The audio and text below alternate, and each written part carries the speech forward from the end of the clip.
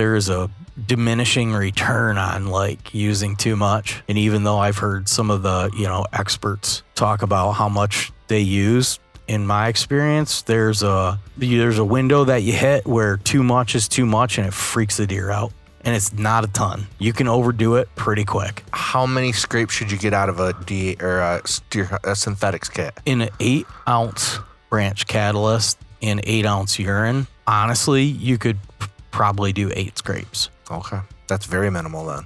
Dude, an ounce of that stuff smells insane. Oh, yeah. It's on my fingers right now.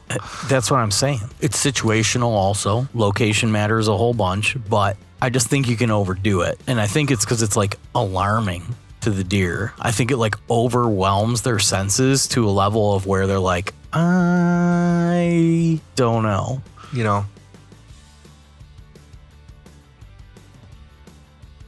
What's up, guys? It's Hachi. We're back, Deer Camp Podcast. This week, we have returning guest and my good friend, Kevin Vistisen. Kevin is the host, founder of the Deerhunter Podcast. He's also the host or the founder of Deerhunter Synthetics, and then now Deerhunter Gear, which will be launching here soon, real soon. I've seen some of the prelim stuff. Man, it's cool stuff. At Deerhunter Gear, Kevin's got some good stuff going on over there. So, with that being said, we are going to be doing a little giveaway here at the Deer Camp Podcast. This time we are going to give away a Deerhunter Synthetics scrape kit, which is good for, I think we talked about on the podcast, I think it's good for like 8 scrapes, less is more kind of deal. So we got that going. We're also, and I haven't talked with Kevin about exactly yet what, but we're going to do a Deerhunter Gear giveaway. Hat or neck gate or something like that. We're not exactly sure yet, but it'll be a prize pack. You'll win the Deerhunter Synthetics and then a piece of Deerhunter gear or 2. So we'll see. We haven't really quite decided yet, but anyway, what I want you guys to do in order to be entered in this, we will be making a Instagram post about it, and I need you to tag a friend in it. I also need you to go to deerhunterpodcast.com or Deerhunter Podcast YouTube channel and follow that. They're dropping their news video series. I think they're 4 episodes in. Tell you what, they're really cool. Really well put together. What a team that Kevin's built over there. So great deal going on over there with that. So check that out. So I want you to tag a friend in the post, Deerhunter Podcast on YouTube, and then I want you to go to Spotify or Apple and give us, I'd like a 5-star review, but you review us how you guys want to review us. If we're only 1 star, well, rate us 1 star. That's fine. But I'd also like you to do a written review if you would. That just helps us over here, helps us retain all of our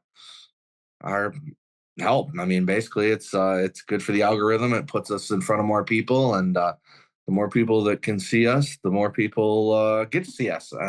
Maybe no one wants to see us. I don't know. But we're having fun doing this, so we really enjoy it. But yeah, let's see here. Let's see, man. It's opening day, guys. It is October 1 as this is dropping, and man, I'll tell you what. I wish I was in the woods, but I am leaving in the morning for West Virginia deer camp. So the last thing I need to do is shoot something on the opener in the evening and then try to leave in the morning on the day after opener. So I won't be hunting home till I get home, but we're heading to West Virginia. Stay tuned. We'll probably go live there. I'm assuming if we've got the bandwidth, we're probably going to go live on Instagram while we're there. I'll be there with Jared from the Habitat Podcast. It's going to be a good time, man. I'm really excited. Never hunted West Virginia. It's hilly. We're going to test those face-off e-bikes, which I'm super excited about. We're going to wear our warm season Osseo gear, and we're going to be hanging out of them Latitude saddles. Wait for that, because I'll be pulling out my Method 3 this weekend. Looking real forward to that. So anyway, guys, short and sweet. That's all we really got for housekeeping right now. I want you guys to go enjoy this episode with Mr. Kevin Vistisen of the Deerhunter Podcast.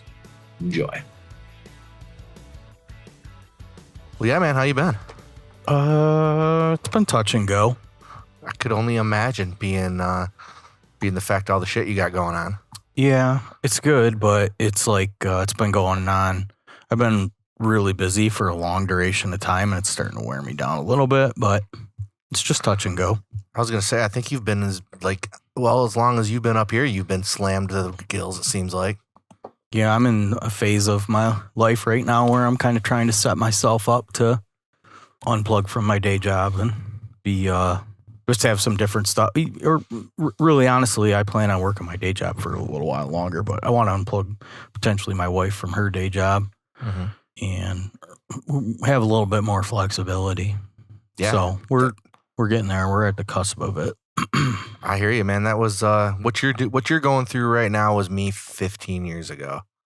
That same, startup of the business and getting rolling, and then now it's kind of smooth sailing. I mean, I still got a lot. I still work a lot. Don't get me wrong, but I can take off on an afternoon and go run through the woods, or go get my kids if I need to, and that's more priceless to me than anything. Yeah, I can do that stuff too. I just pay for it. Yeah. I don't have and it's by design. Like I'm keeping myself loaded to the max right now. And if I start to get unloaded, I'm putting more stuff on my plate because I'm going to be operating a lot differently in 15 years from now. So, and I'm kind of addicted to it. I'm trying to keep myself that busy.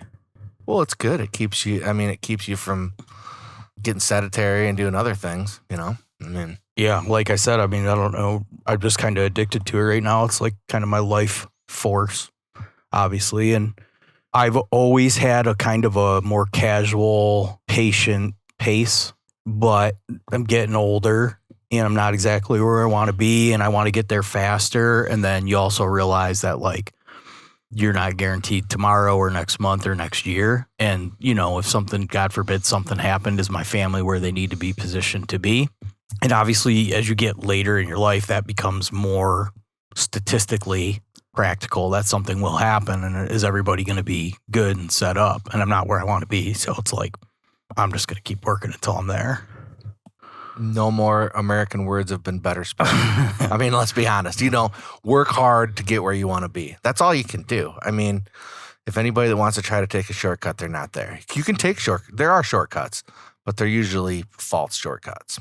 Yeah, I don't know. I've never found any shortcuts. It's always, I guess if there's a shortcut, it's whatever you're doing, try to make it as least amount miserable as possible. So, I've put in irrigation systems for 2 decades. I, with a pickaxe, dug through goddamn clay and dirt and rock to run irrigation lines in the scorching heat and sun.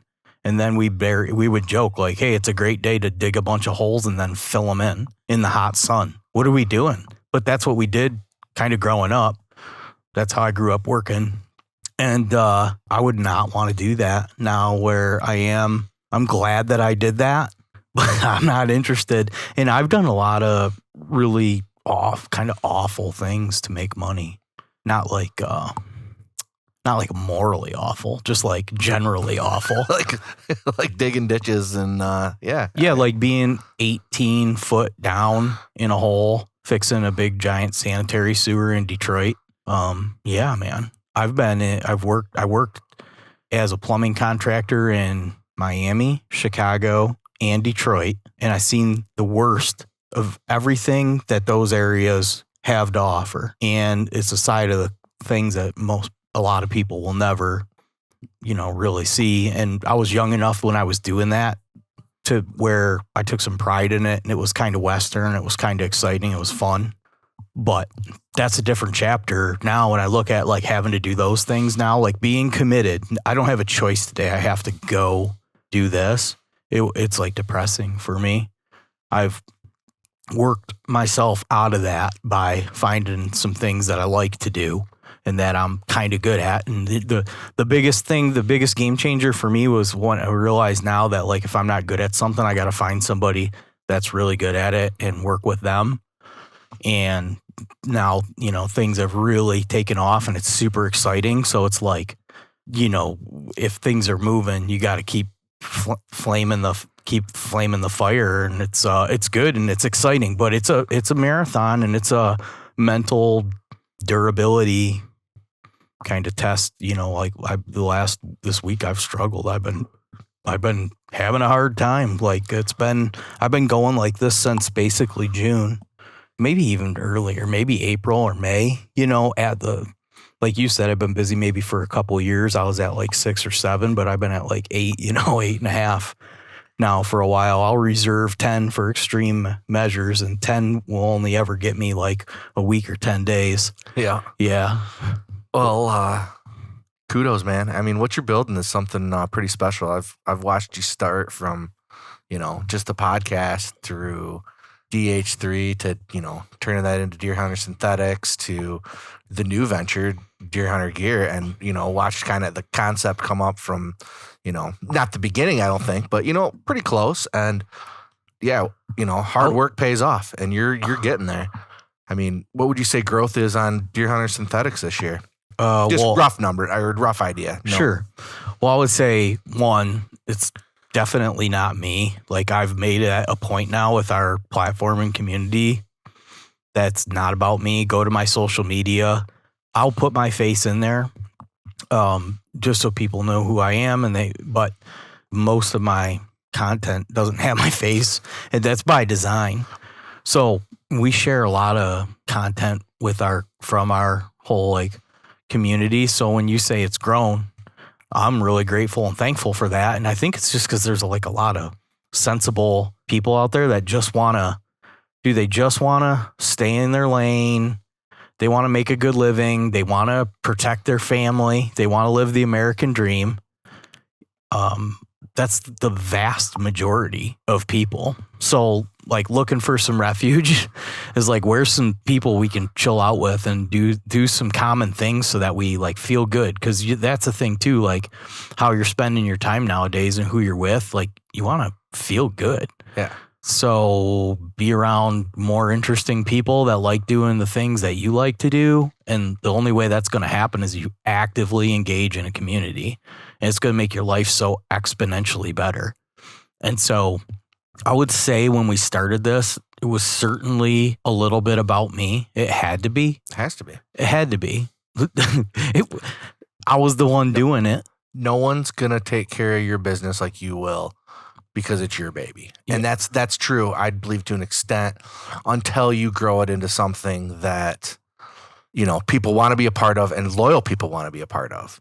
That's key. I mean, it's getting the right people in place, like you said, that can do the things that you can't do as a team. It doesn't have to be all about me. It doesn't have to be all about you. We can do this as a team and grow this thing. Yeah, it makes it super enjoyable and really worth doing. It's like when I go into a store and I fulfill orders and I know the people's names and everything.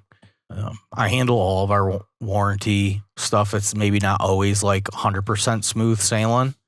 Like people nowadays do definitely, they expect and they kind of deserve like a very quick response, But the reality is like if I'm doing something busy for a day and a half and like that period of time goes by, people are like, man, my email didn't get responded to immediately. We had a new customer this week, he ordered on Monday. He sent an email on Tuesday, did my thing ship yet? And then he sent an email on Wednesday asking when it would be here. And I was like, it's been 2 days, man. It just got dropped off at the post office. But that's cool. That's fine. He wants to know. He's used to the world we live in. Yeah, you get to communicate. And I mean, it's sweet. Like, so I don't really spend a lot of money. I have some pretty tight consumer habits, but I recently spent a lot of money because we needed some things. I didn't spend a lot of money. I strategically invested a bunch of money. I like that. Yeah, that's exactly what I did too. I'm saving that. I'm saving that one. Strategically invested instead of spent money. Dude, I don't like to spend money. I like that. So we're going to get a lot of ROI off the dollar spend of what we just did. But my point is it's like so convenient and nice to shop online nowadays. Like it's kind of crazy, like the convenience factor. So I get that everybody's kind of programmed and wired now that like, yeah, communicate with me. Let me know how quick the stuff's coming, when it's coming, when I'm going to get it all, So yeah, that's Amazon. That And that's something I actually wouldn't even mind mentioning here, having the opportunity, because people that listen to this, I'm sure there's crossover with people that obviously listen to our show, and that like historically I've always communicated back through social media, and that's gotten away from me. I just couldn't chase it anymore. And so I do typically eventually get through and get caught up on some things, but like the time window is like, well, that was inappropriate. So if anybody's listening to this, and they sent because a lot of guys will send in photos like deer hunting, like videos from out in the field, trail camera videos, trail camera photos, and they'll tag them in us. And by the time I go to get to it, it's like this post is no longer available. And so it's not because I don't want to, it's just I physically don't have the bandwidth to kind of do it anymore. So I'm going to say something on our show this week too, but I apologize to people because some of the stuff is like, yeah, they, used to getting a response from me in a pretty timely fashion. Like I never usually would go more than a day without getting something addressed. And, now like 5-6 days can go by and I'll kind of go through, but it's just like, I can't do this right now and I'm not going to catch up with this. And it's like, I got to shut this off and I got to get back to. So it's been crazy.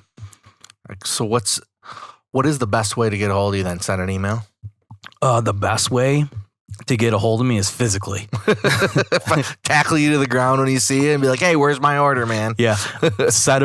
Open a beer up and set it out on the table and just see if I go for it and then grab me. That's baiting. That's illegal here in Michigan. You can't bait. The emails get answered. Yeah. If you go to the email at Deerhunter Synthetic site or at Deerhunter Podcast, both those emails come to my phone and I scroll through those like first thing every morning and periodically through the day. If there's a customer service issue, that's where all my priority has been. It has to be. You're building a business. It has to be. So, well, we've covered, I don't know what we've covered, but we've covered some stuff here. Let's talk Deerhunter Synthetics. What's new? What's coming around? We're getting, as this drops, this is going to drop October 1st. Mm-hmm. So we're a couple days pre that. When this drops, where will you be? Will you be in a tree somewhere? Over a nice DH or Deerhunter Synthetic scrape? When will this? October 1st. Oh, October 1st. Weather pending and situationally based on workload and other things. So you're not going hunting is what you're telling me. Opening day of archery isn't like opening day of firearm thing for me. It's just not. I respect and appreciate it, but it's not like a holiday for me like opening day of firearm is. And the reason that is because the deer hunt's not that good yet.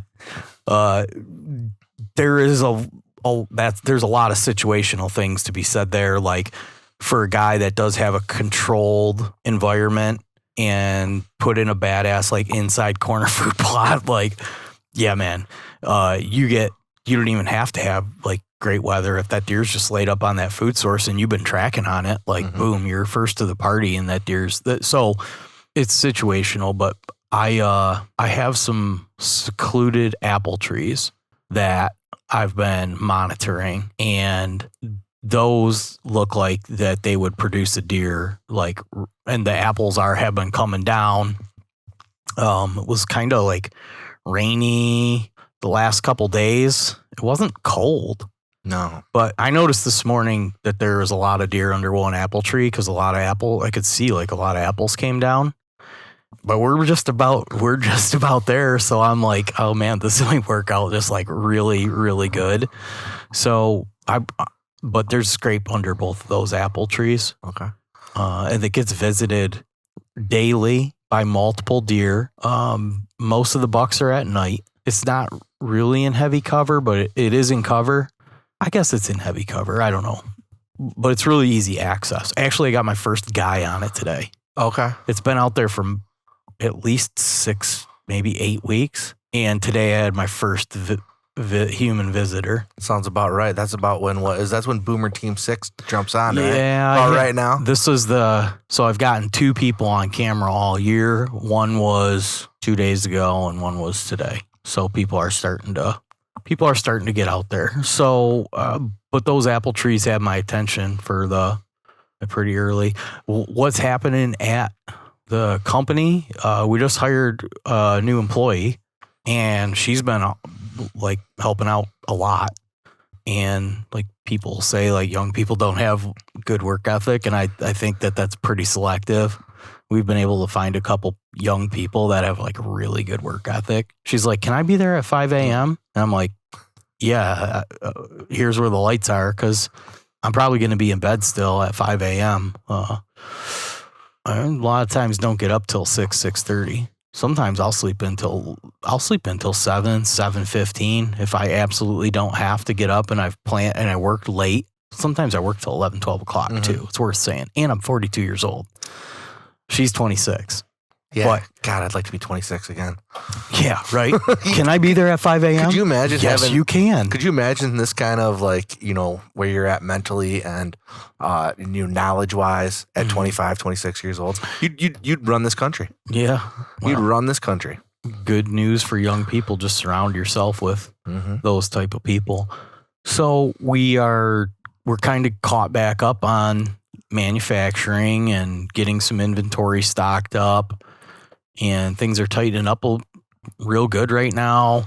I've worked real hard to get all of the mixes like as good as I possibly can.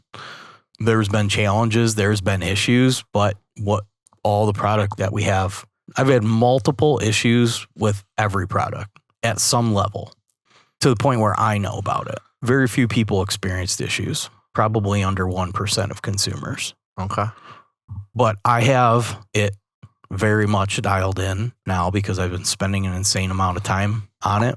And for me, that's exciting because when I started it, I thought we were putting out the best quality product that we possibly could. And now looking back on it, that product is not as good as the product that we have now. And, you know, that bothered me for a while, but then I heard somebody talk about like, well, imagine when Henry Ford put the first car out and now look at cars. Like, was he a piece of shit because he didn't make the best thing? No, he did the best that he did with the knowledge that he had, right? But then look where it evolved into, right?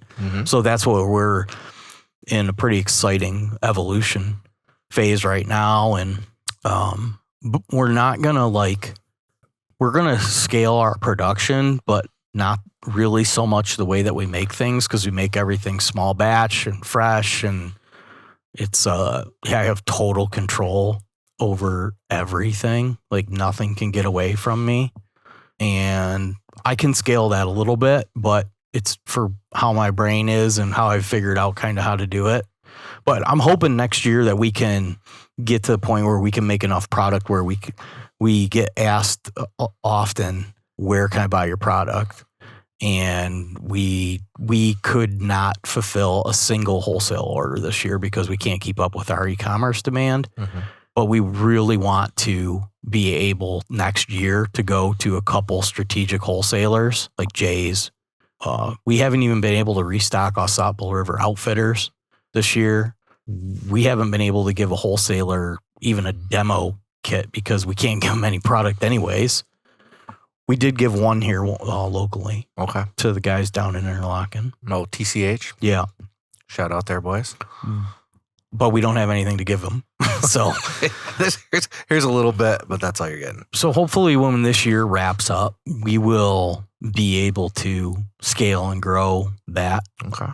So that we can continue to do that for a long time. Because, you know, you seen last weekend we went out and I'm just like totally ate up with that part of the phase of the hunt, like the trapping side of it, to go out and kind of set something up and find deer and then like go hunt those deer. It's just, for me, it's makes the whole thing exciting and fun. So, and obviously a lot of other people enjoy doing it too. I mean, I kind of recognized and knew that when I got into it, because we looked at some companies that have come before us and been doing it for a very long time. And it's like, what's going on here? And honestly, I have always enjoyed using scents and lures. Like as far back as I can remember, it's one of my most favorite memories about deer hunting. And it's probably because the way that your brain recognizes a smell.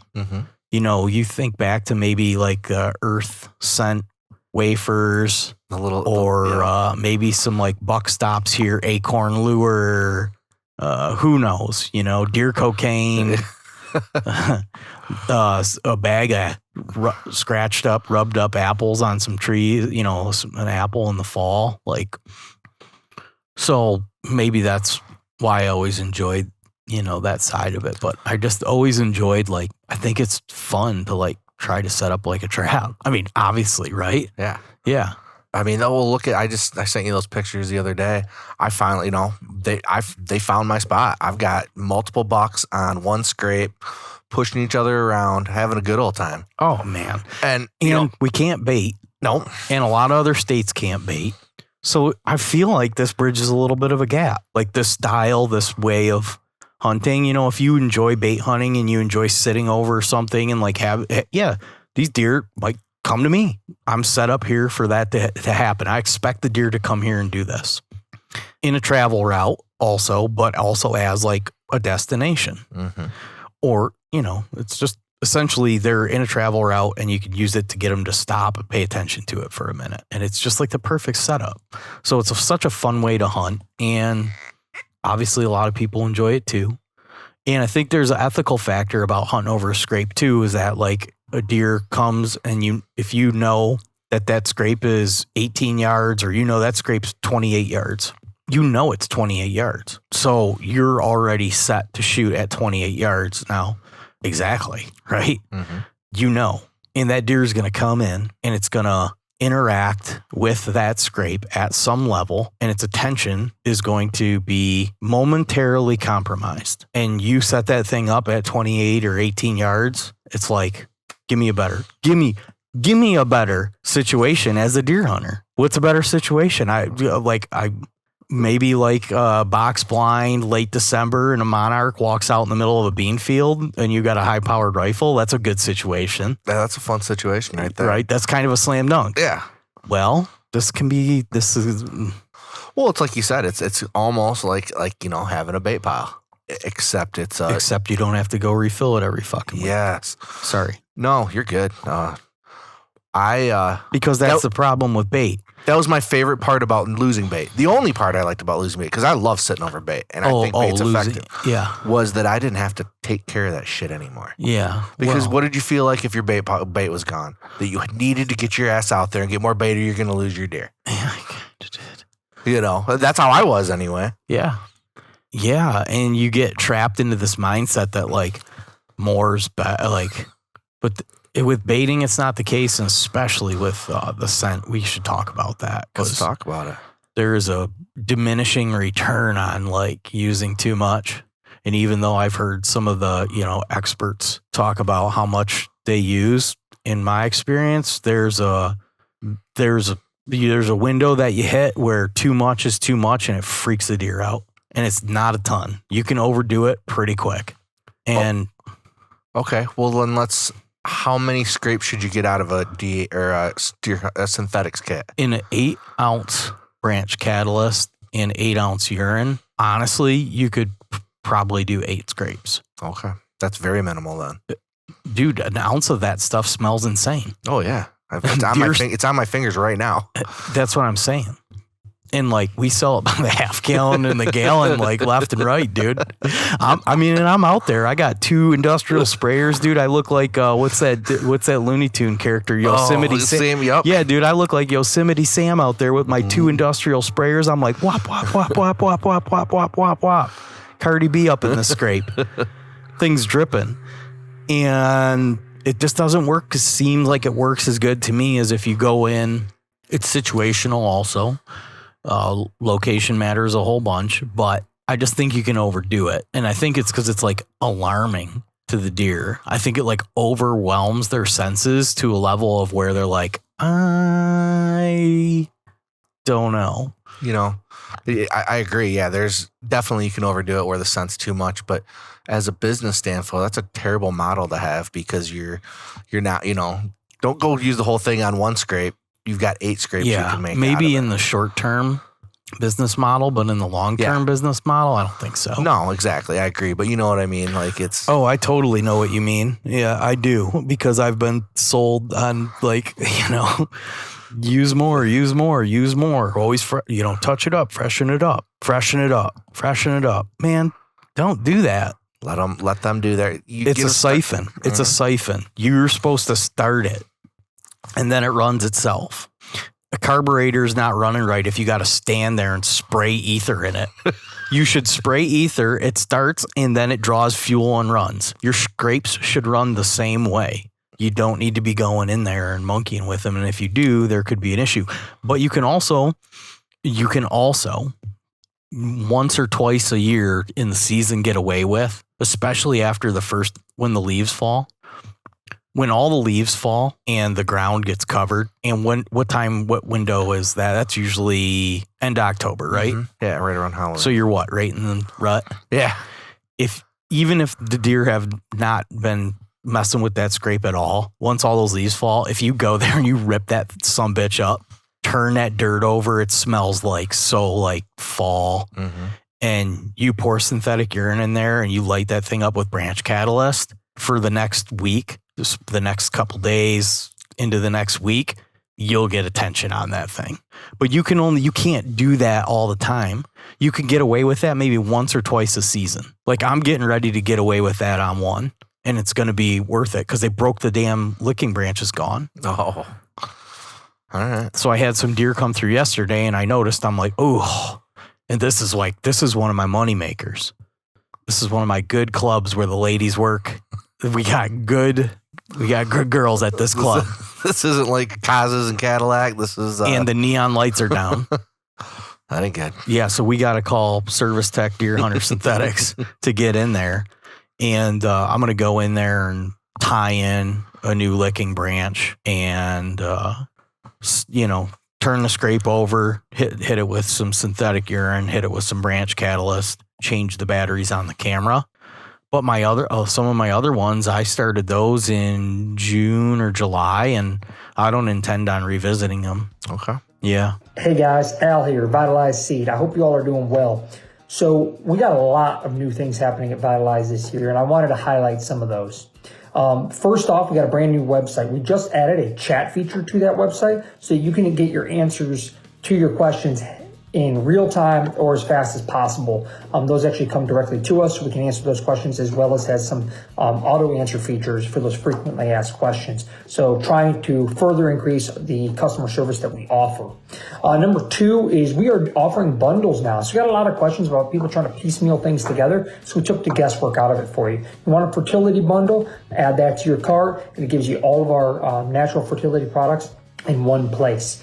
We also are adding bulk pricing. So been asked about this in the past, and we've done some, kind of one-off things. But for those people who are buying, 5, 10, 15 acres, depending on the product, we're going to be offering some bulk pricing options for that.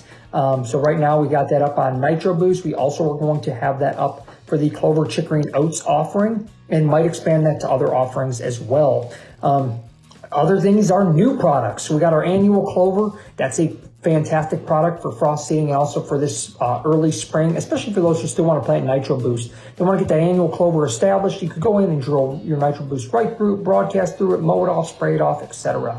We got our Premium Clover Plus. I'm using that on all my logging trails. That's a fantastic product. I'm also using that often with our Clover, Chicory, and Oats mix. So I might use Clover, Chicory, Oats in the first year on my logging trails like I did last fall. Let those oats come in, they'll die off, and then I can frost seed my premium Clover and Chicory over top of those trails now. So those are areas where I want a perennial crop growing. So I'm using that mix. And then we added our brassica mix as well. We, of course, have our seed feed and seed armor. Those are selling fantastic, and various other products, guys. So please check us out at vitalizeseed.com. We sure do appreciate you, and we're looking forward to a fantastic 2025. Now, did you freshen up any from last year? Like last year's, do you, like in the springtime, will you go in, or, this time of year and like let's just say a historical spot that you've got going, a historical scrape. Will you hit that back up, or will you just let that kind of do its thing? Or does it kind of depend on what the deer's doing? Yeah, I suppose if I have a camera there and the camera needs attention, I'll do whatever I need to do, but I'm not making a special trip because of the scrape. Okay. I'm making a special trip because of the camera, like you saw on Saturday, right? Mm-hmm. And I think you probably noticed that I wasn't like super excited. I was like, this is going to kind of suck, but it's got to be done. And we made as fast a work out of it as we possibly could. But I think it took me over 2 hours, right? Yeah. You were back maybe in 2.5. Mm-hmm. From leaving camp to driving to the parking spot to hiking in, a tree had fallen and broken my licking branch off. So I had to clear a bunch of stuff up, a bunch of brush up. I had to change the batteries in the camera, change the card in the camera, fashion in a new licking branch. I made it. I did it quick. And I'll share this with you. You can post some of this because I videoed it all when I was out there. Okay. And it'll be fun for people to see. And I think I showed you the... Yeah. Dude, I think that thing's going to get just... It's cool. I mean, from what I could see from off the camera there, it's a cool little intersection right there. It's a cool spot. And there was somewhere between 4 and 6, like 2.5-year-old deer on there in December, right? Yeah. Mm-hmm. So if those deer, even if 2 of them are in there and they're 4, that is going to be really exciting to see. So now we know we recovered that thing. What kind of branch did you tie in? Well, do you have a favorite branch? 100% it's oak. My preference is oak. There was no oak in the general area, and I didn't take a branch with me. So a lot of times I'll just kind of look around and see what my options are. And I might even use 2 or 3 different things because I'm like, they're going to like one of these, right? It's like Ponderosa Buffet. Yeah. So I'll pick a couple things strategically. I think one was a maple.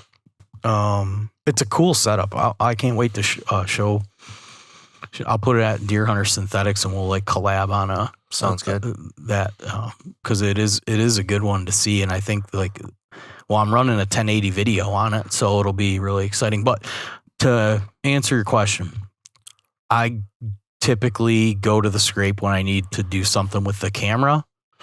Most of the ones, let's call it like a dozen. Let's say that a dozen have a lot of my attention, Most of those will have cameras on them. So at some point they will need attention. Okay. Well, it sounds like you got your scrape stuff ready to roll. Looks like lots of nice inventory on the shelves, so people get your orders in. I can attest to it being very, very helpful in locating deer. Yeah, it can be fun to use. It is fun. It's fun. I'm running cameras for the pure enjoyment of seeing deer. I'm not putting them on most of the time. I'm putting them on just to see deer. And it's cool when you can put something in front of them to be able to see the deer. Right. Have them stop. That's a win-win in my book. Let's move on to the next venture there. Deerhunter Gear. How's everything coming over there? It's coming along good, actually. Do you see the orange hat there? Yep. So that's kind of our new logo. That hat, yeah, that's your hat. Oh, nice. Thank you. You're welcome. That's sweet. I like that. It's kind of a throwback. Yeah, that's sweet. I like that. Yeah, Shannon did that. I like that. So that's the Deerhunter Gear logo. I said I want like an old timey, like classic, like deer, So yeah, we're building like I'm just gonna say it. We're gonna build like a legendary Northern Michigan deer hunting brand. I love it. And this is the second leg of the table. The first leg of the table is the synthetics, and I guess the first leg of the table is the media. It's weird when people ask, like, what do you do? It's like a million things. We do a million things. The media is a leg of the table. The synthetic company is a leg of the table. The next leg of the table is, and basically what we're doing is piece by piece of things that we need. We're just going to make them. Like I told you, I was a tightwad on money, like I go through a lot of Deerhunter synthetics, dudes. Cause like I didn't listen to Biggie Smalls and I've been getting high on my own supply. I'm probably like our big cash loser. And then I needed some different clothing for the way that I hunt.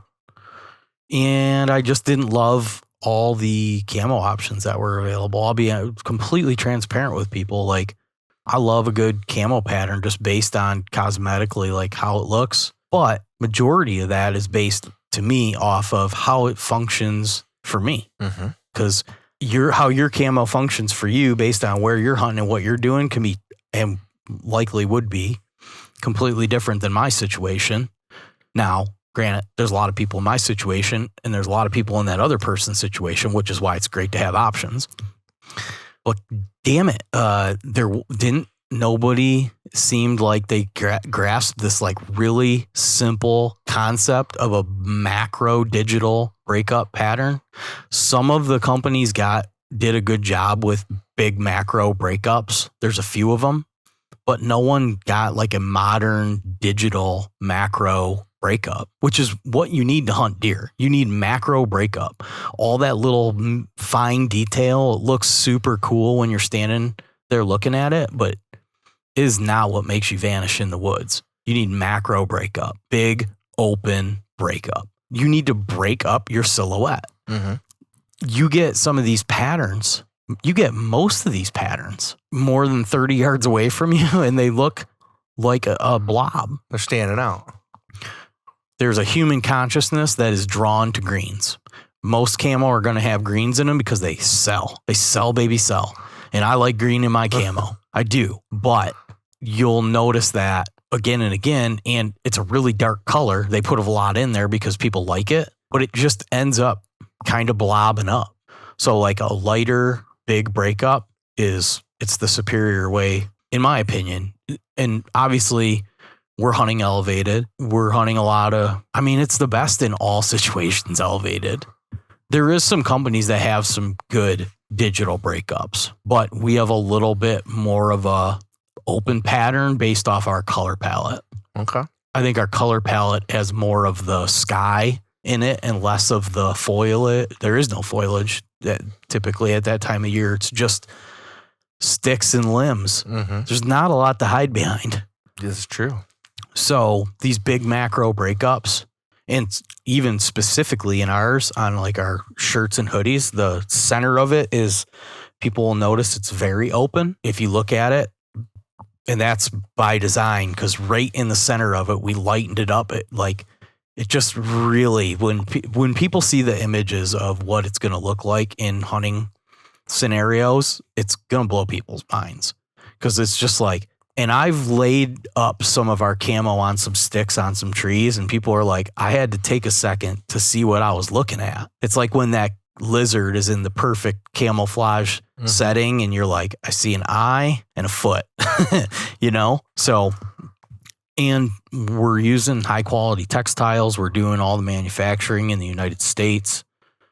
Again, everything's kind of small batch. Like our first order is only 100 pieces per unit.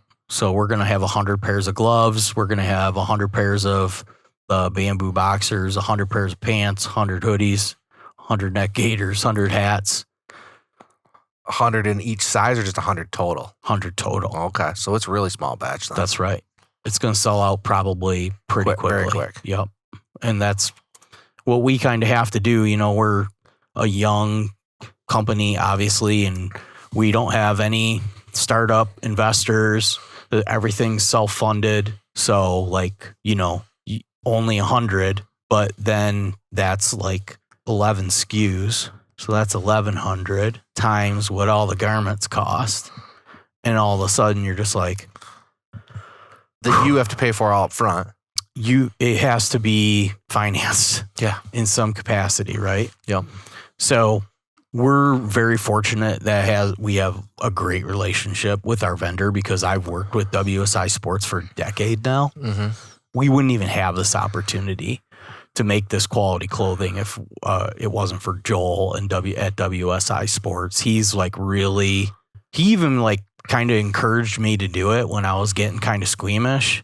I was like, man, I don't know. It's a big thing to take on. He's like, you guys did that hoodie. You sold this many like that fast. He says, you got to do it.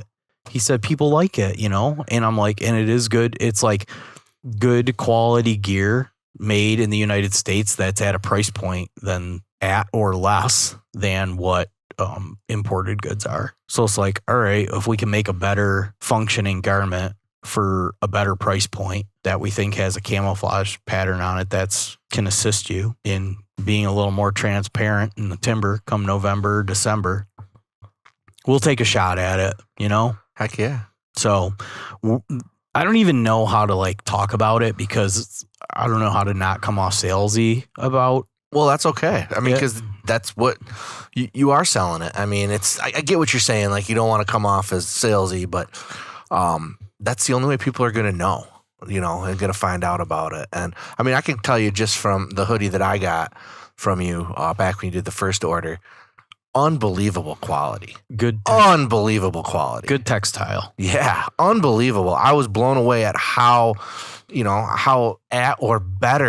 probably better actually than some of the big name stuff that I've gotten in the past from, unnamed hunting vendors, but you know what I mean? The big name stuff. And I think it was better than that stuff. Yeah. And we're not trying to like sell people smoke either. Like some of our garments are priced the way that they're priced. Like I said, that we can make this garment for less or at the same price point is we don't have a lot of the bells and the whistles, like, the fancy zipper design, some of the bells and whistles. Like these are the shit you don't need. Dude, this is the perfect comparison for the guy that's like, dude, just give me the one with like the vinyl floor and the roll down window.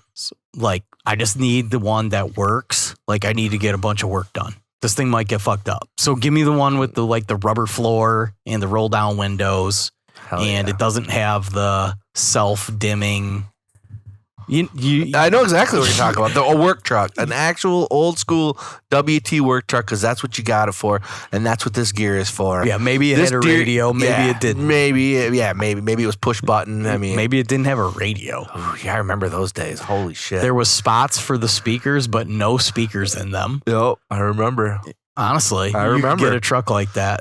I remember my dad having a square box Chevy like that with it didn't have shit. Yeah.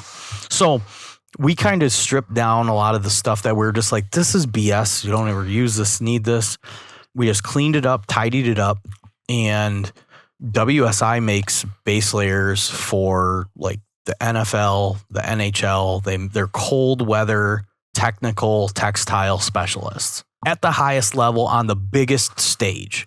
And they are who we have partnered with here domestically to manufacture our goods. So not only is the textiles nice, they're very durable. And you will notice on the stitching, you're like, it's not a fucking seatbelt, dude. Like, it isn't going to come apart. You look at the stitching on some of our garments versus the stitching on the stuff that's coming from overseas. And you're like, this is kind of crazy. It seems like overdone, but I'm like, I guess not if you're in the Super Bowl. Like, you don't want your stuff coming apart, right? Well, let's talk stitching for a second. Here's a prime example. Look at what happened to me this last weekend with my cheap Chinese sling. That's crazy. The stitching broke, and I dropped my gun into the sand. Well, there's... So we're making durable, high quality. This is a stuff that is like, it's 2:30 in the morning, and you just did 13 Jaeger bombs, and your buddies dared you that you can't run through that drywall wall. And you're like, what can I put on that I'm not going to get hurt and it's not going to rip or tear? I'm putting on my soft shell micro fleece pants and my soft shell hoodie. I'm putting my hoodie over my head. You're going through. Dude, hashtag David Montgomery. Oh, I love it. I'm going to just go right through there. But my point is for the guys that are, they're beating through brush. I can't really say that you can go pound briars with it and it's not going to wear down, because it is. Briars are just ruthless, but it's not like a puffy jacket, or it's durable stuff for kicking the shit out of, really, so doing semi-athletic endeavors in the woods is specifically what we built this gear for, and we're going to continue to expand on it for years. Like, we have a whole insulated system that's going to come next year. Okay. Yep. So, all right. Out of the 11 garments, the 11 SKUs, which one's your favorite? Which one's my favorite? Which one do you think is, I guess maybe not favorite, which one do you think is like the most revolutionized that we needed as hunters that no one offers? Well, I would say that I don't think, as long as people know what they're buying when they buy, I think the gloves people are going to find to be a better option than what they've found prior. For all you guys that have reached out, no, there's no grippies in them so that they don't grab your damn bow handle. You can shoot a bow with these gloves and it will free float in your hand better than it would your bare hand. Because you can't buy a pair of bow hunting gloves without some stupid ass rubber grippy shit in it. And it torques your bow. It torques your bow. Your bow doesn't free float in your hand if you have that little grippy stuff on there. It's stuck to the glove. It's like, hello. But I get it. It looks badass. Mm-hmm. Because I'll tell you, when you just look at the plain glove, it's like, that's kind of boring. But when you put a super sweet, and this is what we were talking about things being designed for cosmetic, putting greens in them, putting grippies on them, but there's no rubber grip inside of, so you can actually truly hold a bow in your hand, and that bow will free float in your hand better than it would you're in contact with your bare skin. Okay. And so your bow will be, when you're drawn, so I only hunt with a glove on my right hand, which is the hand that I hold my bow with. Mm-hmm. This hand has my release in it. It stays in my pocket or in my hand warmer muff with a hand warmer. Bare hand, finger release in it, nice and warm. And I don't ever pull it off the heat until the last minute. Okay. But this hand is always on my bow. My bow sits in my lap and my hand is always on it. So I need a good glove that's going to keep my hand warm, but I also need it to be able to work to shoot my bow.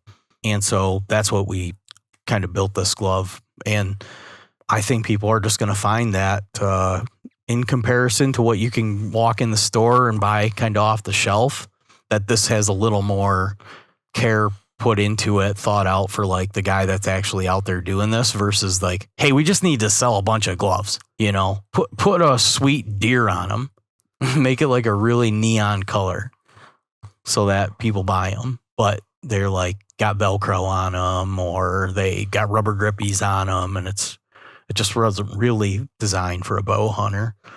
Gun hunter, the same thing, really. It's like, you know, if you're holding your gun, you want that stock to kind of float. You just don't want a tight grip on it, right? Yeah. Mm-hmm. It's like the last thing you want is like a tight grip on whatever you're shooting. That's 101, right? Mm-hmm. So why put something that grabs the thing on the glove that you're holding? It just doesn't make sense. I agree 100%, man. Sorry if I went off. No, you're good. I love it. You have passion in what you're doing with it. Well, that's the level of detail that we got socks, underwear, the base layers. We're not going to launch with the base layers. We just couldn't afford to, but the base layers are there when hopefully we can sell the first round of clothing. And we just want to put that right back into buying more product and getting people situated because we do think that the first round of sales will go pretty quickly. We're going to have a wool blend sock that I'm just telling you, like everybody that spends a bunch of time outdoors that has looked for the best sock, like I think we have it. Okay. Yeah. Like I have all the socks that people say are the best socks. I don't wear them, not once. No way. Because I'm going to be less comfortable than wearing our wool blend sock. No way. Is that something you can wear all year? All of our stuff is designed for the Midwest whitetail rut. Okay. So that's let's say 40 to 20 degrees-ish based on duration of time. Yeah. There's a lot of factors there. Can it be worn all year? Yeah. In the early season, if you want to sweat your feet off, you could wear it. I wouldn't recommend it. Okay. I would recommend it once you're like, I need a warmer sock. Okay. So it's a mid-weight. Okay. It's a mid-weight wool blend sock.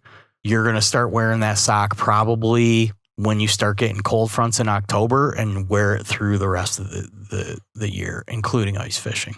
Ooh, sold. You're not going to get a warmer sock. Okay. But it's not bulky. That's the best part. And it breathes real good. It's a wool blend. It's a merino wool blend sock. Okay. Yeah, dude, it's in our bamboo boxer briefs are a bamboo blend specifically because they're antimicrobial. They dry the fastest out of any textile, I think. They're super durable. They don't get smelly. They're buttery, soft, smooth to the skin. They're the most comfortable. They're the only boxer that you'll ever wear. Typically, I've made that statement to people and they're like, yeah, it's accurate. Like I never went back to another single pair of underwear ever. Like I got some nicer, newer ones for date nights.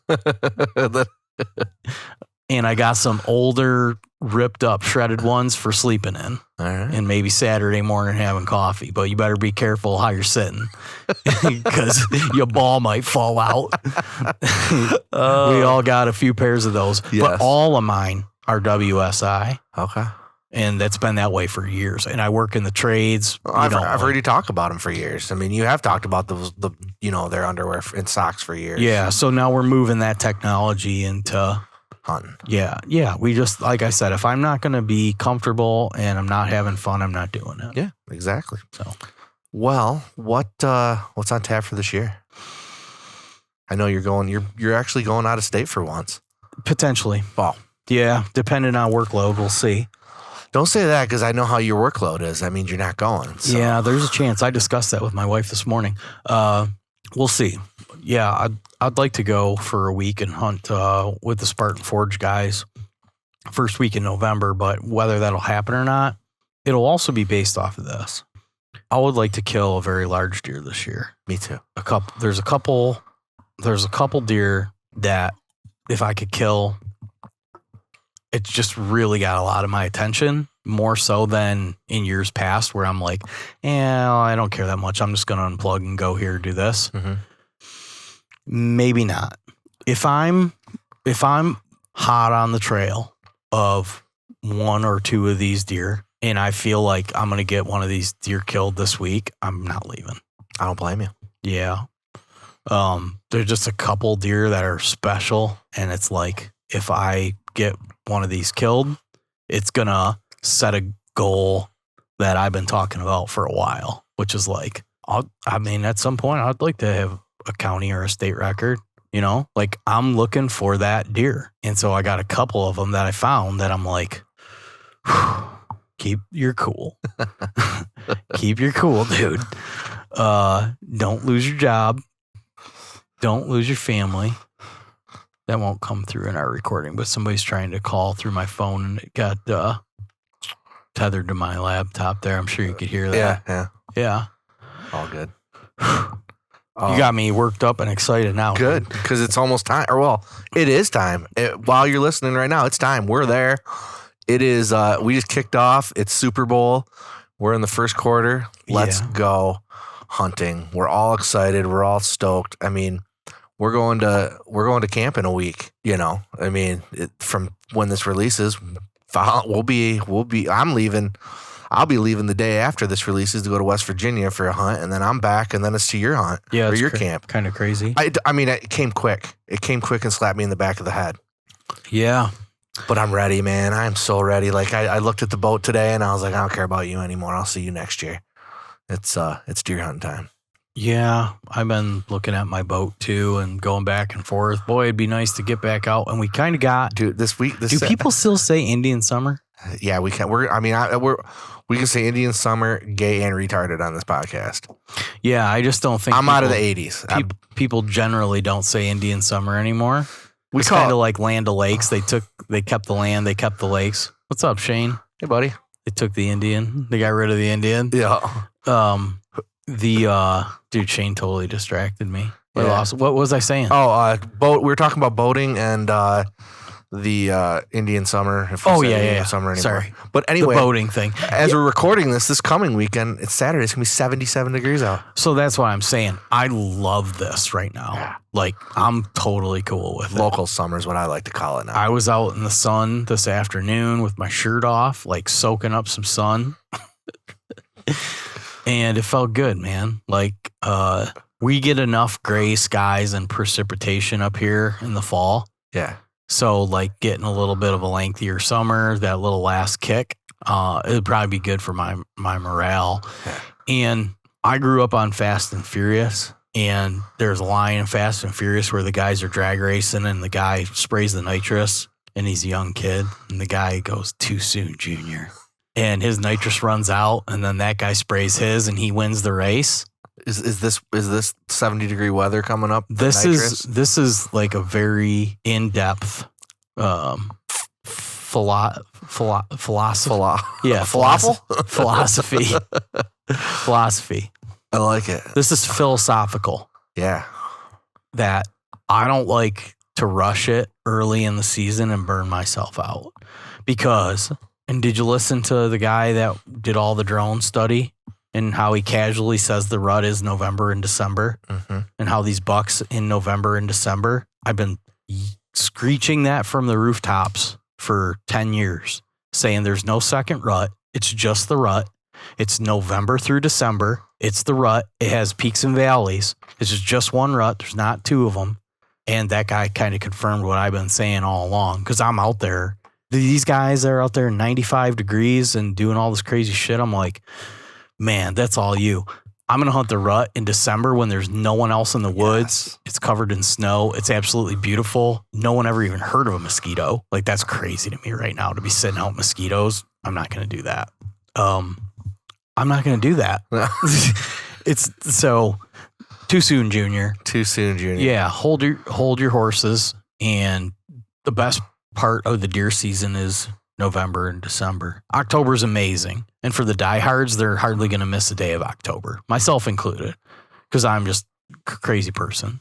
But if you're not a super crazy person, like the 8 weeks you want to prioritize is probably November and December. Yeah, I agree. Yep. I've killed most of my deer end of November and in December. My good bucks. Most of, there's been a few freaks here and there early, but no, most of it's later season. Yeah, Halloween weekend is one of the best, that time frame to sit like all day, all year. Like those big deer that have been through the rut before that are smart, that like they sense the hunting pressure right away and they lay down. And they're so badass that does come to them. They don't have to go running around. I've seen this behavior. The does come to them. That's wild. They don't go to the does. That's ridiculous, dude. They run the show. Come to me. Yeah, Come exactly. That only happens here because of the way that our deer herd is kind of balanced. In other areas it doesn't work that way. Mm-hmm.